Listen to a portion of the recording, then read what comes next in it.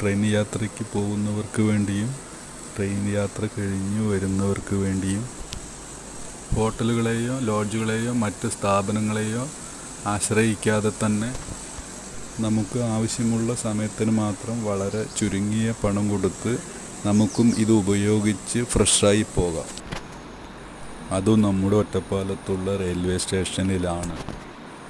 Video ഇഷ്ടമായാൽ സബ്സ്ക്രൈബും ലൈക്കും ഷെയറും ചെയ്യാതെ പോകല്ലേ.